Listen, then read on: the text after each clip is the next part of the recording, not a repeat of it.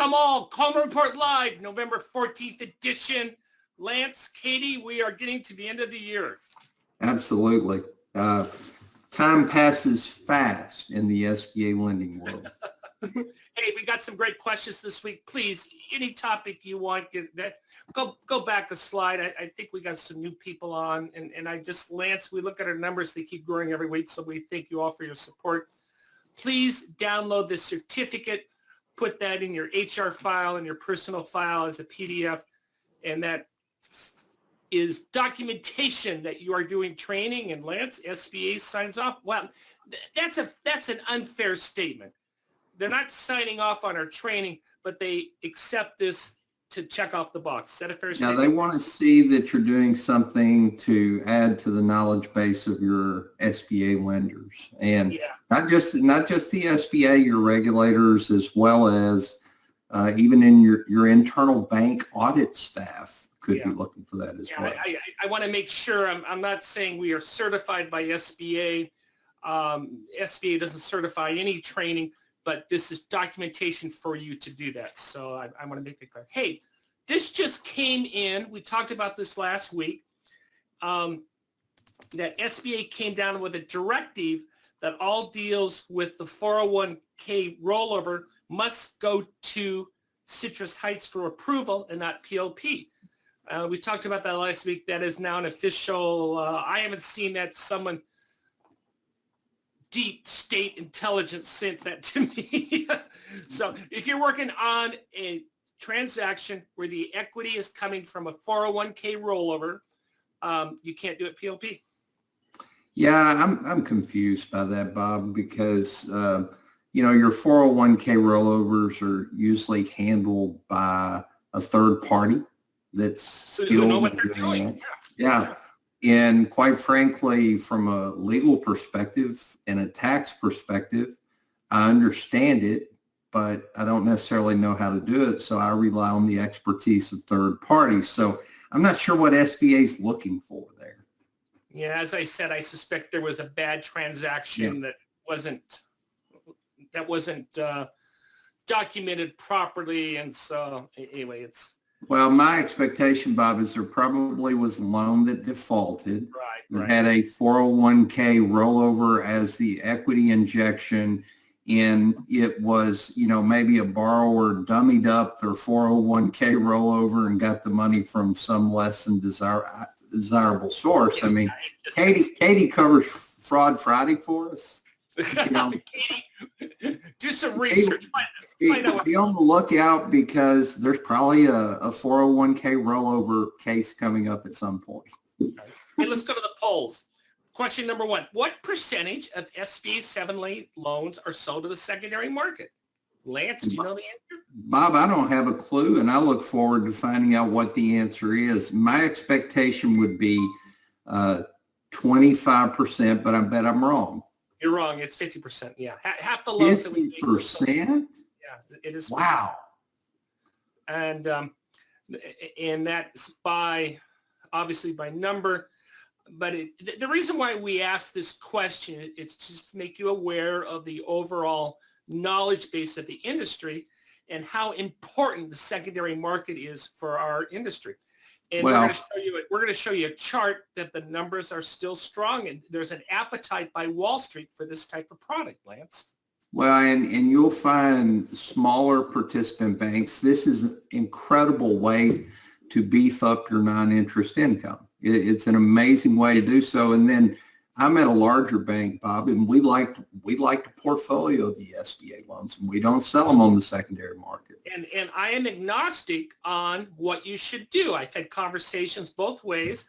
One is you get the immediate bump in income right away, but if you hold these loans out and they're tied to prime, those are great earning assets for your institution. So I'm not, and I know there are lenders who do both models. And I don't think there's a best practice. I think just crunch the numbers. Well, Bob, just my personal thoughts on it. If you're a smaller institution, you need a nice bump in your net income. This is a great way to do it. But if you look at return on equity models, after about the 30th month, keeping the loan provides a more substantial return on equity. And what all you're doing, it's really risk transfer, because if you're holding the loan, we can tell on a 25-year loan, the average payoff is about 7 years. If you get it greater than 7 years, you have more of an earning asset. If it pays off in 3 years, you're taking a hit. So all you're doing is you're transferring the risk of those payoffs to a third party, which I think is entirely appropriate, but you need to understand all the components that go into that risk. Well, and one final comment from me, Bob, and this is just my personal perspective, but when you sell a loan on the secondary market, it is as if you got paid on the SBA guarantee You up said front. that last week, and I'm embracing that because that's the first time I've heard of that interpretation. I think you're onto something there, Lance. Well, it changes things in liquidation if you have a loan that goes in default, but it's like you got paid on the guarantee, as soon as you disperse the loan, plus you get that nice little premium income. And just for those who don't you also get 1% servicing for servicing those loans as they continue to pay and go through normal servicing. Lance, you are Mr. Servicing, because obviously when we sell these loans at the secondary market, you better service them. Yeah, and that is absolutely true. It's critical to service your SBA loans properly every time, but when you sell one on the secondary market, it raises the bar to a different standard. And continuing with our secondary market discussion, if you sell the loan, does that negatively impact your Paris score? Lance, what does Paris stand for? I always love to stump you on this one. Those are the various elements of the Paris score. Come on, peer analysis. Hey guys, I even did a webinar on understanding your Paris score and managing it. And every time Bob asks me this question, I'm like, blah, blah, blah. The reality is it does not negatively impact your Paris score. However, there are risk flags that also are associated. An example is how many loans you make, SBA loans that you make that are over $2 million. That is a risk flag. Another risk flag is when you sell a large percentage of your SBA loans on the secondary market. It won't have a negative impact on your Paris score, but it will. It can certainly, if you sell a majority of your loans on the secondary market, it does elevate a risk flag. Now, guys, risk flags. One of the goofiest risk flags, and I can use the word goofy, right? One of the goofiest risk flags is excessive growth. Like if you grow your SBA portfolio more than 25%, it elevates a risk flag. To me, if you're doing it well, it may elevate a risk flag, but that's a good thing when you're growing. Lance, I had a conversation with the community bank president. They were criticized by their state regulator for having too much of a concentration in their local footprint. I don't know what to say. No response. I know. I just said, yeah. But I'll choose Wichita. They have too many loans in Wichita. Hey, Bob, I was at a smaller bank that had just a light SBA presence. And then I came on board and implemented an SBA program. And, they'd done 3 loans the previous year and we did 65 the next year. Well, guess what? Our risk flag in growth was jumping up and hollering. And that one I don't have a problem with, because the regulators in SBA want to make sure you know what you're doing carefully. I have a problem when they say you have too much of geographic concentration when you're in that community. Anyway, hey, one more question. And USDA guaranteed loans are subsidized by the taxpayer.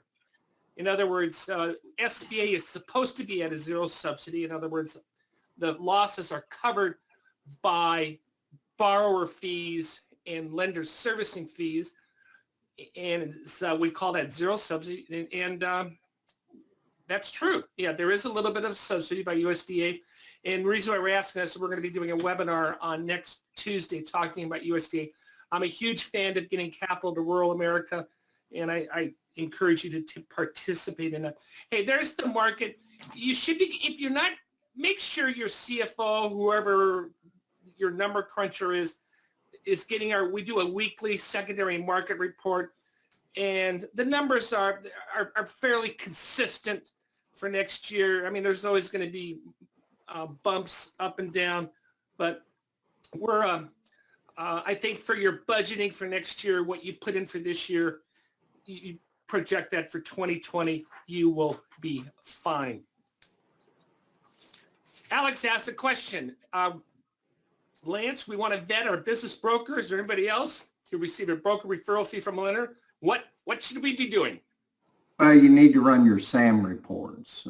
In addition to normal discussions to make sure as a participant lending institution that it's prudent to work with that broker, you're required to run the SAM report on that broker, and you're certainly required to get a 159 if they're charging the borrower a fee.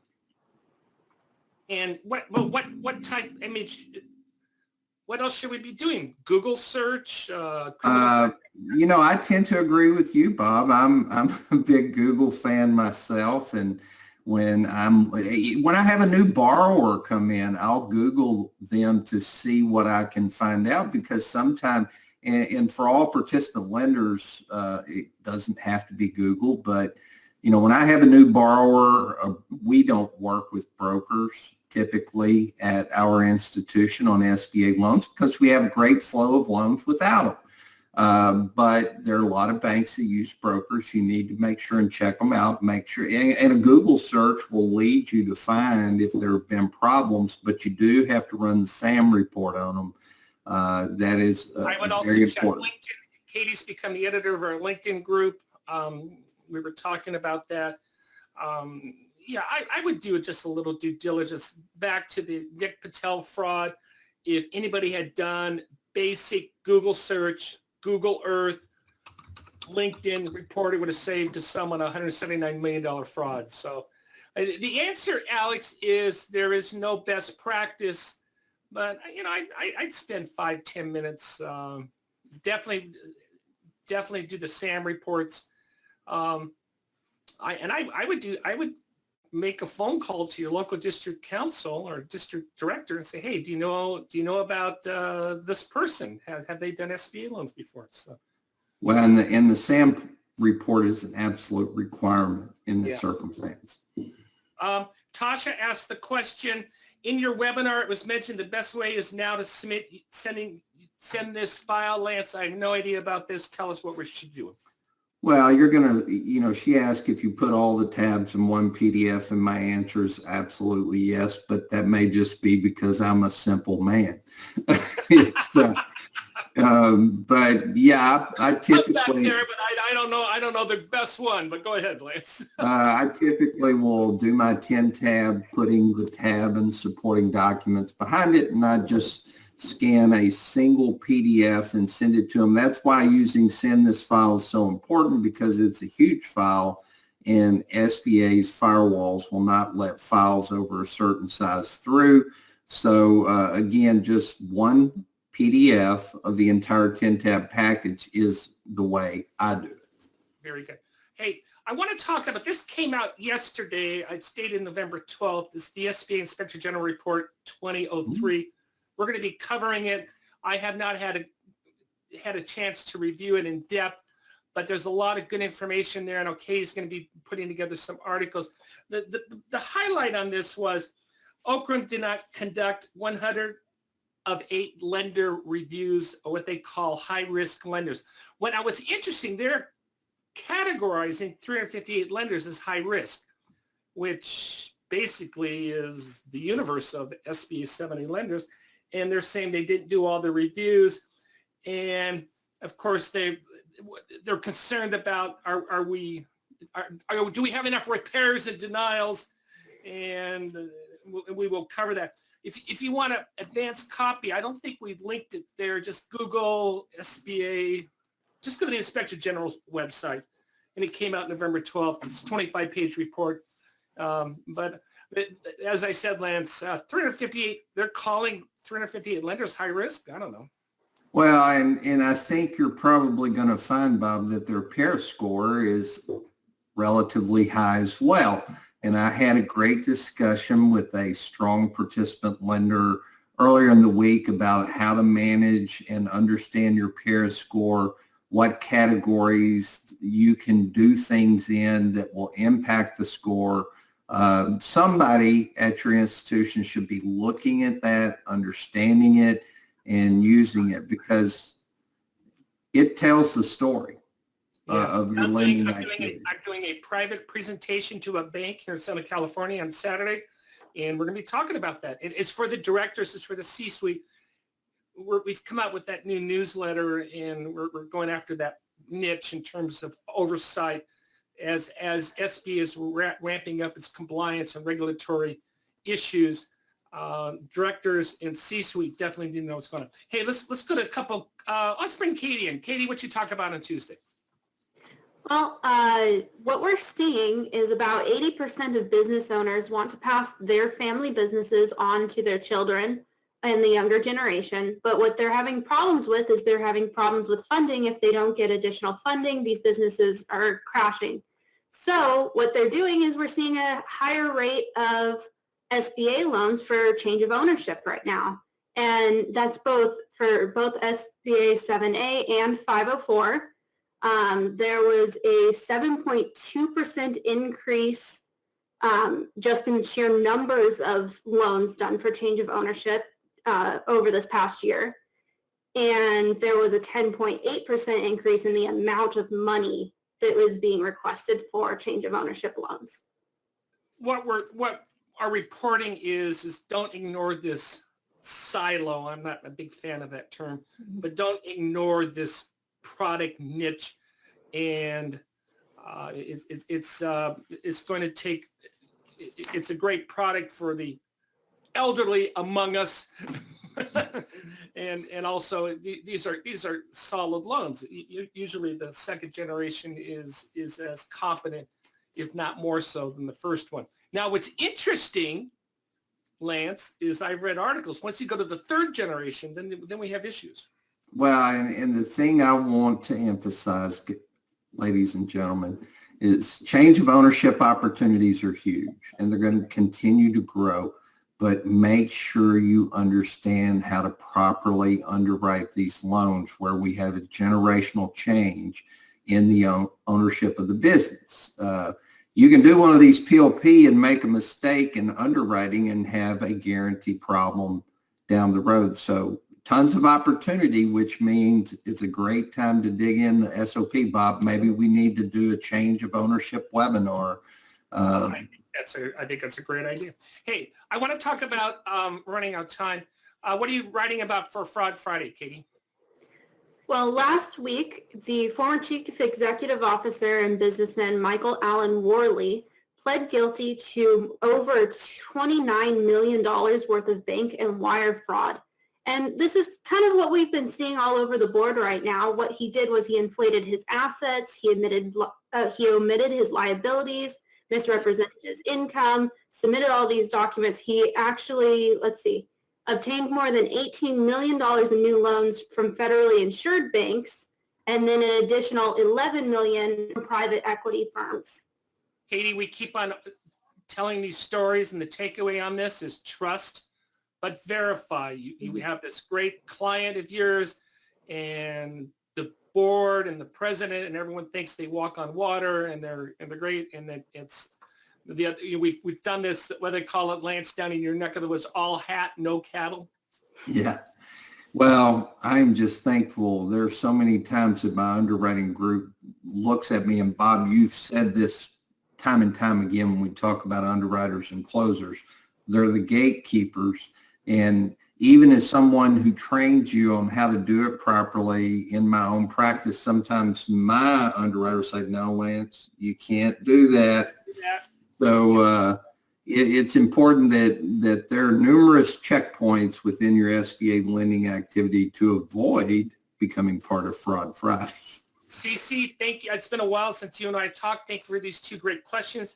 Just want to clarify that when a 401k will own the business, it is treated similar to ESOP and must be sent to CLPC. The answer is I don't know, but I think the prudent thing would be assume yes. Yeah, anytime there's a gray area on this, and I've always said, if you have to ask the question, you already know the answer. Just send a GP. Lance, that's exactly right, Bob. Had a discussion with Bill Manger one time at a lenders conference, and Bill indicated, if you're a PLP lender, the things you should be sending to our Citrus Heights Processing Center are gray areas of eligibility, where you're not sure. If it's gray, if you have to ask a question, you probably ought to do it GP. And by the way, you're our Paris score expert. SBA wants to see, even for PLP lenders, a certain percentage to go GP. Correct, Lance? Yeah, they don't want you. In fact, that can be a risk flag as well. They don't want you to process 100% of what you do. A good SBA lender will have loans in areas, what I call the gray eligibility areas, where you're not completely certain, and those loans should be submitted GP. And what's the turnaround that we're getting these days, Lance? I haven't had a GP loan in a bit, but the last one I had was we already got a screen out back in 3 days, and we ended up getting an approval in 10 days. So pretty quick response time on GP submissions. Lisa asked the question, when does Katie get to talk? Well, I did. There you go. I love it. Thank you, Lisa. Thank you for that shout out. And then on the secondary market question, is that across the board or for the smaller universal banks? It's across the board. It's all lenders. It's credit unions, non-bank lenders, et cetera, et cetera. All right, Katie, you get to talk. I'll let you introduce this segment.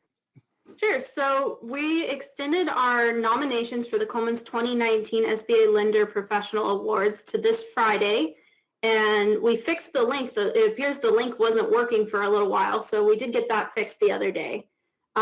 It's a really good opportunity. We've got a lot of opportunities for people to submit.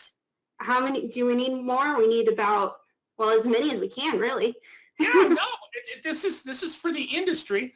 And if for some reason you can't meet Friday's deadline, just send me an email to bob@colemanreport.com. Say, hey, I want to nominate so-and-so, and I'll get, and we will honor them. Katie, we're also starting. See, I love Lisa. Lisa is taking over as producer. Katie, what is the purpose of this report? Well, this report is going to be for the C-suite specifically, and it's a universal code. So when you buy this, it's going to work for all of your C-suite.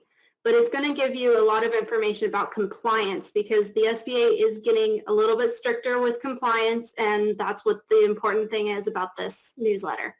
And this week, Katie is going to be talking about the Inspector General report, and we're going to be focusing on that.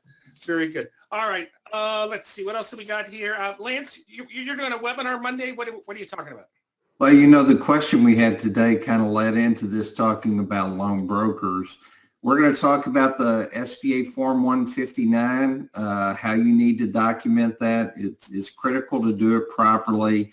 If you've ever, I was going to say if you've ever had a review by SBA, but most of us have, that's, if you're missing a Form 159, that's going to be looked at as a critical exception. So we're covering a very important part of proper SBA lending. And then the next day we're doing a B&I loan program. And I'm a big fan of this. I'm a big fan of getting capital to Main Street, especially rural America. And we'll be doing a B&I overview. And this is a repeat what we had last month. And we're going to be updating our statistics, and that's what we have. Lance, there's a chance I will not be. Let's go to the next slide. Next one. Yeah, I think this is pretty accurate. We got Mid-America on there now. So take a look at these opportunities in your footprint, send your staff to them. I know America West is doing some sort of road show with different stops. The first one's in Denver, and I think there's 3 or 4 more of those. And Joseph, let's make a note and let's get Jennifer on next week and let's have her talk about what she's doing on that. Southeastern in North Carolina, Mid-America, which Lance and I fully support, is such a great event. Hey, Lance, how many people they have there last year? Like 500, 600? Mid-America usually pushes pretty close to 500 lenders. Bob, I just want to note, and if my boss is out there listening, I'd love to go to the restaurant conference at the Bellagio in Las Vegas. They do a great job. I've spoken at that event, and that's a wonderful event. And of course, we got Flagel. So, you know, we fully support all these regional conferences and, again, document them. And with that, we're 1 minute over. Thank you all. I may not be here next week, but I know Lance and Katie will be. So we'll see what happens.